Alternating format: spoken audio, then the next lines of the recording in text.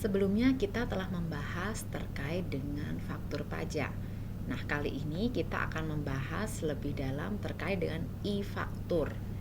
Nah, apakah e-faktur itu, dasar hukumnya seperti apa, kemudian bagaimana pelaksanaan penerapan e-faktur di dalam kegiatan PKP atau dalam pengusaha kena pajak. Nah, dasar hukumnya itu menurut pasal 11 dari Perdirjen DJP nomor 16 garis miring PJ 2014 dikatakan bahwa pengusaha kena pajak atau PKP wajib membuat dan melaporkan faktur pajak dengan cara mengunggah dan memperoleh persetujuan dari DJP.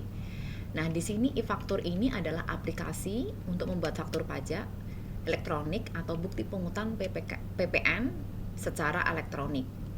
Nah, e-faktur bukan faktur pajak fisik karena pengisiannya dilakukan secara elektronik melalui aplikasi atau website. Nah, aplikasi e-faktur ini ditentukan atau disediakan oleh DJP dan atau penyedia jasa aplikasi resmi yang ditunjuk oleh DJP.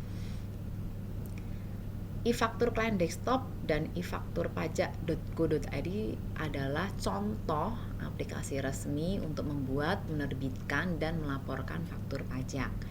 Nah, ini contoh di layar Anda bisa melihat contoh gambar webnya e-faktur.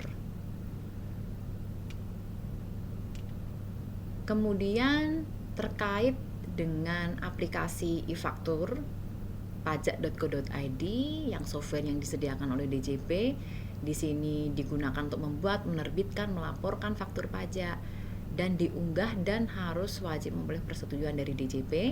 Arti approval atau persetujuan dari DJP ini maksudnya DJP telah menyalin semua detail data faktur pajak, mencocokkan informasi faktur pajak dengan aturan yang berlaku, kemudian memberikan persetujuan dapat berupa QR code pada lembar faktur pajak. Dan ini dikatakan sudah sah jika ada QR code di e-fakturnya.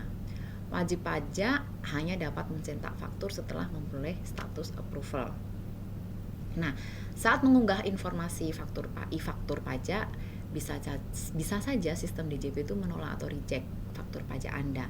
Nah, alasannya bisa jadi karena ada kesalahan informasi dalam faktur pajak. Status reject ini akan disertai dengan keterangan tentang kekeliruannya.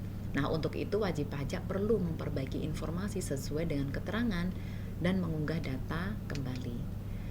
Setelah memperoleh persetujuan, barulah faktur pajak dapat disampaikan ke lawan transaksi. Kegunaan aplikasi e-faktur ini di sisi lawan transaksi dan faktur pajak keluaran lebih terjamin validitas datanya, sehingga relatif lebih aman ketika dilakukan pengkreditan pajak PPN.